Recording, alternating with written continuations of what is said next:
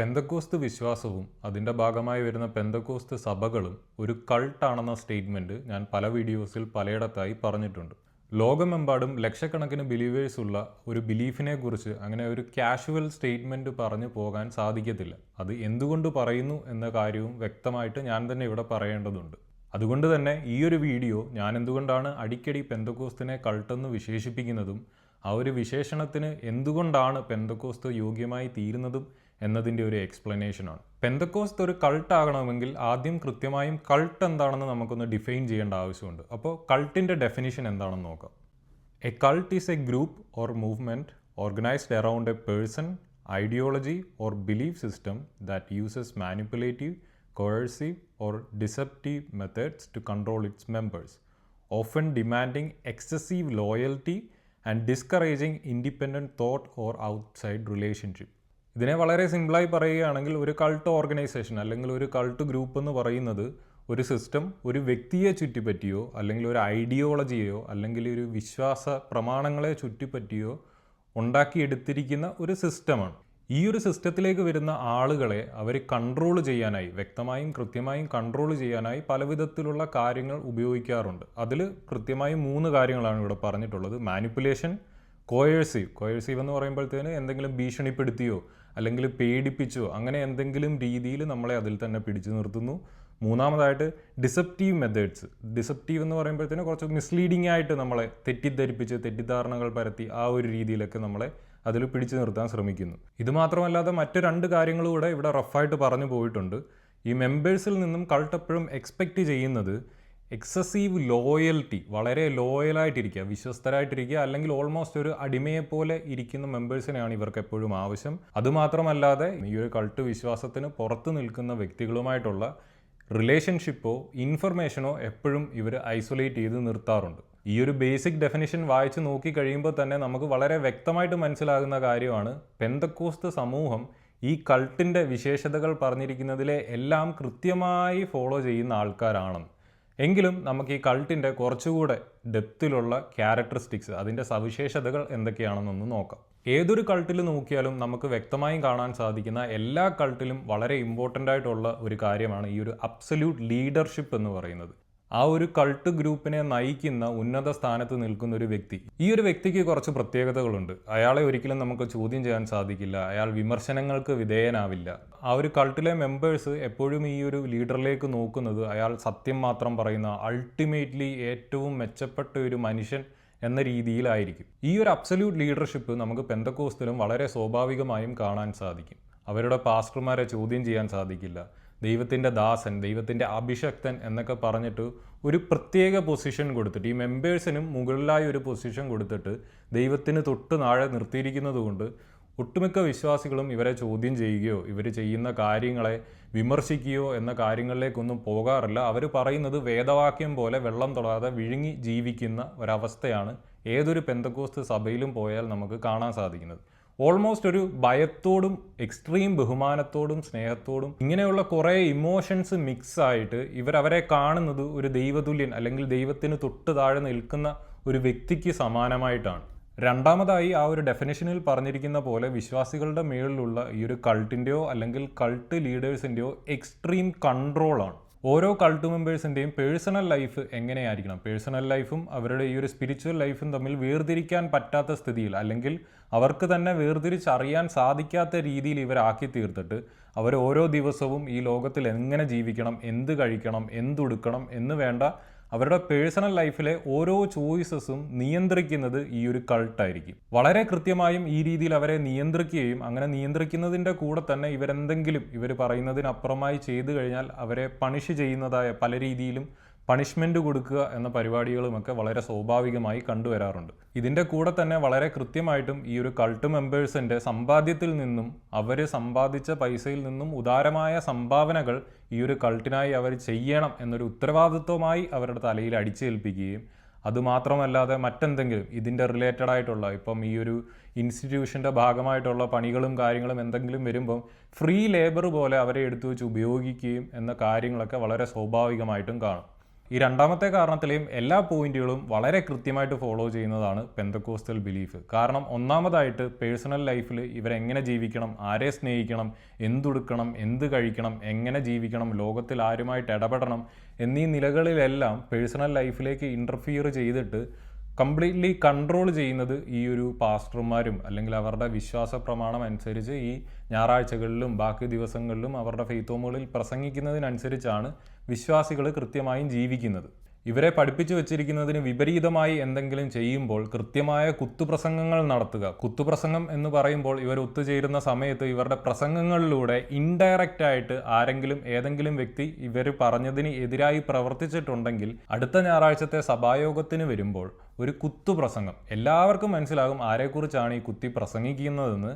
അവരെ അവിടെ ഇരുത്തി നാണം കെടുത്തി ഹ്യൂമിലിയേറ്റ് ചെയ്ത് പിന്നീട് ഒരിക്കലും ആ കാര്യം ചെയ്യില്ല എന്ന രീതിയിൽ ഇവർ ഉപയോഗിക്കാറുണ്ട്. ഇതിൻ്റെ കൂടെ തന്നെ ദശാംശം എന്ന പേരിൽ ഒരു മനുഷ്യൻ ഒരു മാസം കഷ്ടപ്പെട്ട് പണിയെടുക്കുന്ന കാശിൻ്റെ 10% കൃത്യമായും അവരുടെ വരുതിയിലാക്കുന്നു. അതിൻ്റെ പുറത്ത് മറ്റ് സംഭാവനകൾ, അതുമാത്രമല്ലാതെ ഓരോ പ്രാവശ്യം ഈ പാസ്റ്റർമാർ വീട്ടിൽ വരുമ്പോഴും കൊടുക്കുന്ന 500-ൻ്റെയും 2000-ൻ്റെയും കണക്ക് എന്ന് വേണ്ട ഏതെല്ലാം തരത്തിലും തൊടുന്നിടത്തെല്ലാം ഇവർക്ക് കാശ് കൊടുക്കേണ്ട ഒരു ഗതികേടും ഈ വിശ്വാസികൾക്കുണ്ട്. അപ്പം രണ്ടാമത്തെ കാരണവും വളരെ കൃത്യമായി സൂട്ട് ചെയ്യുന്നുണ്ട് നമ്മുടെ പെന്തക്കോസ്തിന്. ഇനിയും മൂന്നാമതായി വരുന്ന പ്രധാനപ്പെട്ട ഒരു കാരണം എന്ന് പറയുന്നത് ഐസൊലേഷൻ, ഈ പുറം ലോകവുമായിട്ടുള്ള ഒരു ഐസൊലേഷൻ. അവരെ ഒറ്റപ്പെടുത്തി ഈ ലോകത്തിൽ ഒരു പാരലൽ വേൾഡ് സൃഷ്ടിച്ച് അതിൽ ഇങ്ങനെ ഒറ്റപ്പെടുത്തി ജീവിപ്പിക്കുക എന്ന് പറയുന്നതാണ്.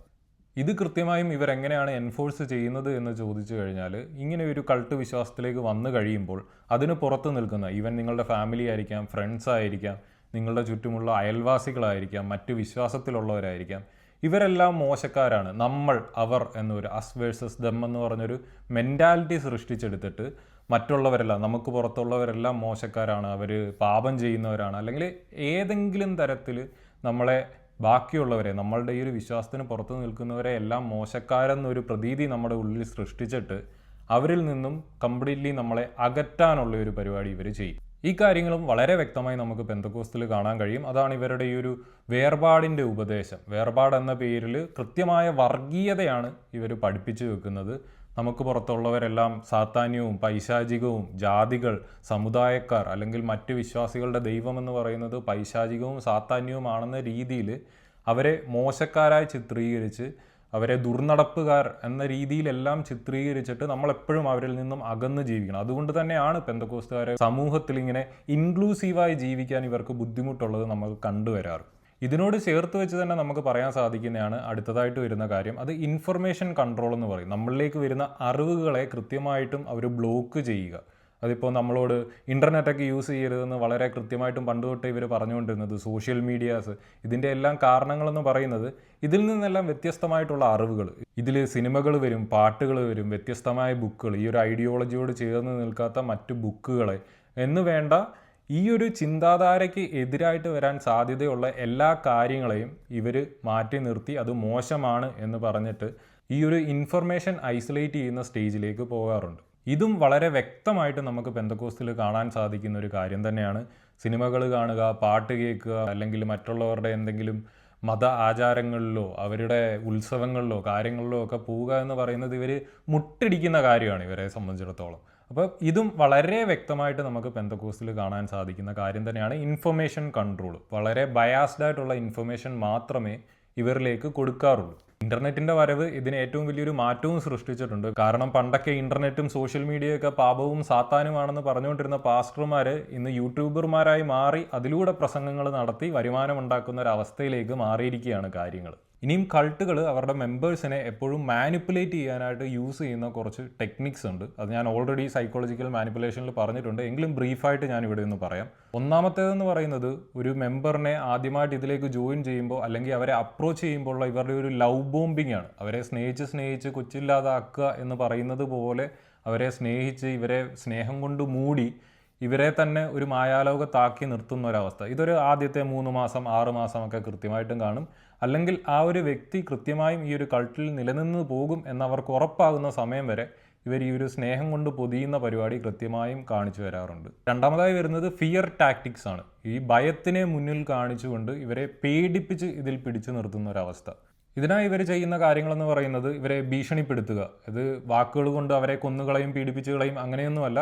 ഈ ദൈവത്തിൻ്റെ പേരും പറഞ്ഞുകൊണ്ട് ദൈവം നിങ്ങളെ ശിക്ഷിച്ച് കളയും, ദൈവം നിങ്ങളെ കടിച്ചു കളയും, പിച്ചിക്കളയും, നുള്ളിക്കളയും എന്നൊക്കെ പറഞ്ഞുകൊണ്ട് ദൈവത്തിനെ ഇവരുടെ പേഴ്സണൽ ഗുണ്ടയാക്കി മാറ്റി അങ്ങനെ പേടിപ്പിച്ച് ഇവരെ അതിൽ പിടിച്ചു നിർത്തുന്ന ഒരവസ്ഥയുണ്ട്. പിന്നീട് ഈ ഒരു നാണം കെടുത്തി ഉള്ള ഒരു കൺട്രോളിംഗ് ആണ് ഈ ഷെയ്മിങ് എന്ന് പറയും. ഷെയ്മിങ് എന്ന് പറയുമ്പോൾ ഞാൻ നേരത്തെ പറഞ്ഞു വിട്ട് തന്നെ ഈ കുത്തുപ്രസംഗങ്ങൾ അതേപോലെയുള്ള കാര്യങ്ങൾ പറഞ്ഞുകൊണ്ട് ഈ മനുഷ്യരെ ഇമോഷണലി അറ്റാക്ക് ചെയ്യുന്ന ഒരു പരിപാടി. പിന്നെ സ്വാഭാവികമായിട്ടും സ്വർഗം നഷ്ടപ്പെടാം എന്ന് പറയുന്ന അല്ലെങ്കിൽ മോക്ഷം കിട്ടുന്ന കാര്യങ്ങളൊന്നും നിങ്ങൾക്ക് കിട്ടത്തില്ല ഇതിൽ നിന്നൊക്കെ മർദ്ദപിച്ച് പോയി കഴിഞ്ഞാൽ എന്ന് പറഞ്ഞുള്ള വിരട്ടലുകൾ. വളരെ കൃത്യമായിട്ട് ഈ കാര്യങ്ങളെല്ലാം പെന്തക്കോസ്തിലും നമുക്ക് കാണാൻ കഴിയും. സ്വർഗവും നരകവും പറഞ്ഞുള്ള കൊതിപ്പിക്കലും പീഡിപ്പിക്കലുകളും പിന്നീട് ശാപം, കോപം, ദൈവകോപം എന്നൊക്കെ പറഞ്ഞുള്ള പല പല കാര്യങ്ങൾ നമ്മൾ നോക്കിക്കഴിയുമ്പോൾ ഇതിനോട് വളരെ സമാനമായിട്ടെന്നല്ല ഇത് തന്നെയാണ് അവർ ചെയ്തുകൊണ്ടിരിക്കുന്നത്. ഇതിൻ്റെ കൂടെ തന്നെ വരുന്നതാണ് നമ്മളെ ഈ ഗിൽറ്റ് അടിപ്പിക്കുക, കുറ്റബോധം, എക്സ്ട്രീം കുറ്റബോധം നമ്മളിൽ ഉണ്ടാക്കിയിട്ട് അതിൻ്റെ ഭാഗമായിട്ട് വരുന്ന ഇമോഷണൽ പ്രഷർ. ഇതിൻ്റെ ഉദാഹരണം പറയുകയാണെങ്കിൽ നിങ്ങളുടെ പഠിത്തത്തിൽ എന്തെങ്കിലും മോശമായാൽ, ഏതെങ്കിലും ഒരു പരീക്ഷയ്ക്ക് തോറ്റാൽ, നിങ്ങളുടെ ബിസിനസ്സിൽ നഷ്ടം വന്നാലേ, നിങ്ങളുടെ ജോലി നഷ്ടപ്പെട്ടാലേ, ഇങ്ങനെ സാധാരണഗതിയിൽ ഒരു മനുഷ്യന് സംഭവിക്കാവുന്ന എന്തൊക്കെ കാരണങ്ങൾ വന്നു കഴിഞ്ഞാലും നിങ്ങളുടെ ആത്മീയതയിലെ പോരായ്മകൾ കാരണമാണ് എന്ന് നിങ്ങളെ പറഞ്ഞ് തെറ്റിദ്ധരിപ്പിച്ച് നിങ്ങളെ മറ്റൊരു തലത്തിലേക്ക് തള്ളിവിട്ട് ഇമോഷണൽ പ്രഷർ അനുഭവിപ്പിക്കും. നിങ്ങളുടെ ജീവിതത്തിൽ സംഭവിക്കുന്ന സ്വാഭാവികമായ കാര്യങ്ങൾ അല്ലെങ്കിൽ ഏതൊരു മനുഷ്യൻ്റെയും ജീവിതത്തിൽ സംഭവിക്കാൻ സാധ്യതയുള്ള കാര്യങ്ങൾ വരുമ്പോൾ അത് നിങ്ങളുടെ തെറ്റുകൊണ്ടാണ്, നിങ്ങളുടെ ആത്മീയതയിലെ പോരായ്മകൾ കൊണ്ടാണെന്ന് നിങ്ങളെ പറഞ്ഞ് വിശ്വസിപ്പിച്ച് നിങ്ങളെ ഒരിക്കലും എടുത്താൽ പൊങ്ങാനാകാത്തൊരു കുറ്റബോധം തലയിൽ വെച്ച് തന്ന് ഒരിക്കലും ഈ ഒരു കൾട്ട് വിട്ട് പോകാൻ പറ്റാത്ത രീതിയിൽ ഇതിലേക്ക് ബന്ധിച്ചിടുക എന്നൊരു പരിപാടി. കാരണം ഇതെല്ലാം സംഭവിക്കുന്നത് നിങ്ങളുടെ തെറ്റുകുറ്റം കൊണ്ടാണെന്ന് നിങ്ങളെ പറഞ്ഞ് കൺവിൻസ് ചെയ്ത് കഴിഞ്ഞു. ഇനി ഇതിൽ നിന്ന് നിങ്ങൾക്കൊരു രക്ഷ വേണമെങ്കിൽ ഇതിൽ നിന്ന് പോയാൽ മാത്രമേ സാധ്യമാവത്തുള്ളൂ. ഇനിയും ഇതേപോലെയുള്ള ഒരു കൾട്ടിൽ അകപ്പെട്ട് കഴിഞ്ഞാൽ നമ്മുടെ ഒരു പേഴ്സണൽ ഐഡൻറ്റിറ്റി നഷ്ടപ്പെട്ടു പോകുന്നൊരു പ്രതീതിയുണ്ട്. അതെങ്ങനെയാണ് വരുന്നതെന്ന് ചോദിച്ചു കഴിഞ്ഞാൽ, നമ്മളുടെ ഒരു ഐഡൻറ്റിറ്റി ഞാൻ പല വീഡിയോസിലും പറഞ്ഞിട്ടുണ്ട്, കുട്ടിക്കാലം തൊട്ട് തന്നെ നമ്മുടെ തലയിൽ പ്ലാന്റ് ചെയ്യുന്ന ഒരു ഐഡിയ ഉണ്ട്.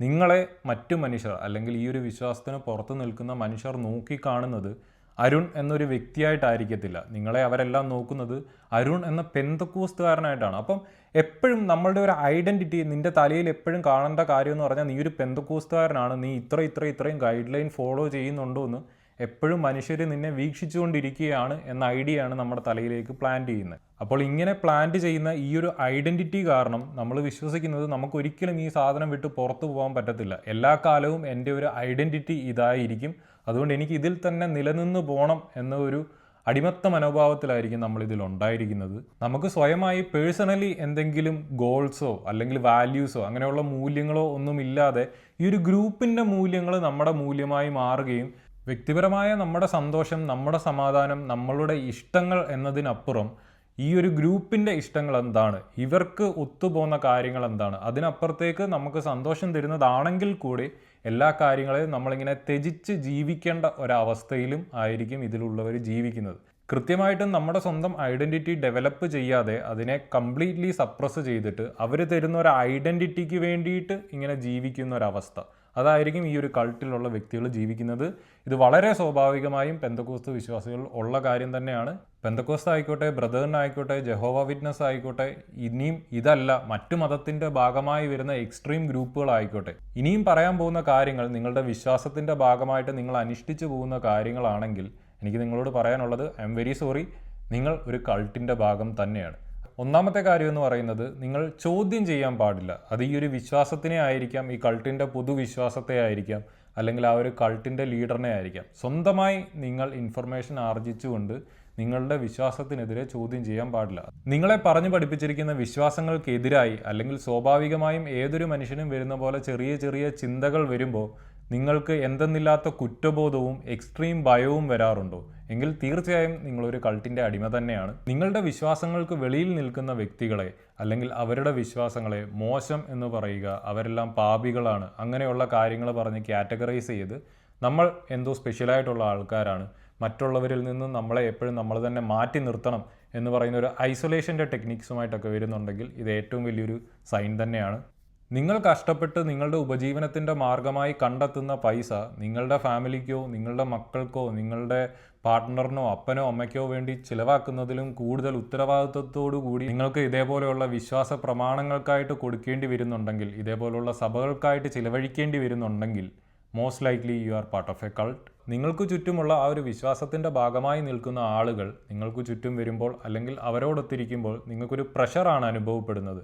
സപ്പോർട്ടീവ് സിസ്റ്റത്തിൽ കൂടുതൽ നിങ്ങൾക്ക് ഓപ്പണായി സംസാരിക്കുകയും സ്നേഹത്തോടു കൂടിയും സമാധാനത്തോടു കൂടിയും അവരോടുകൂടി ആയിരിക്കുന്നതിലും കൂടുതൽ ഒരു പ്രഷർ അനുഭവിക്കുന്നുണ്ടെങ്കിൽ അതും ഇതിൻ്റെ ഒരു റീസൺ തന്നെയാണ്. വളരെ ബേസിക്കലി നമ്മളെപ്പോഴും ഒരു ഗ്രൂപ്പിലായിരിക്കേണ്ടത് അല്ലെങ്കിൽ ഒരു കമ്മ്യൂണിറ്റിയിലായിരിക്കേണ്ടത് നമ്മളെ തന്നെ അന്യോന്യം ഒന്ന് ലിബറേറ്റ് ചെയ്യാനാണ്.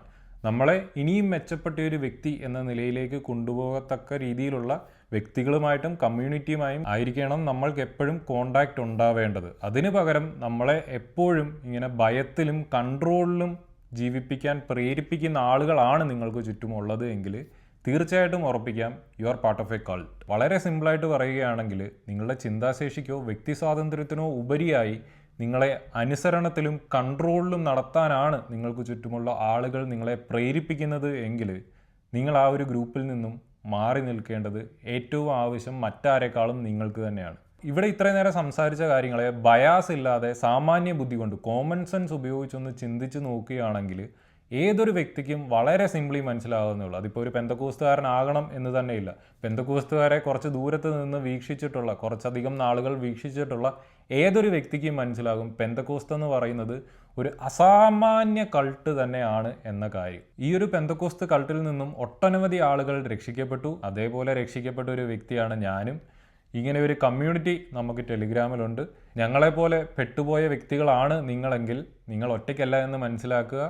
ദയവായി അതിലേക്ക് ജോയിൻ ചെയ്യുക. നിങ്ങളെപ്പോലെ ചിന്തിക്കുന്ന നിങ്ങളെപ്പോലെ ഉള്ള വ്യക്തികൾ ഒട്ടനവധി ആളുകൾ നമുക്ക് ചുറ്റുമുണ്ട്. Thank you so much for watching. Thakkudu നിങ്ങളെയെല്ലാം അനുഗ്രഹിക്കുമാറാകട്ടെ.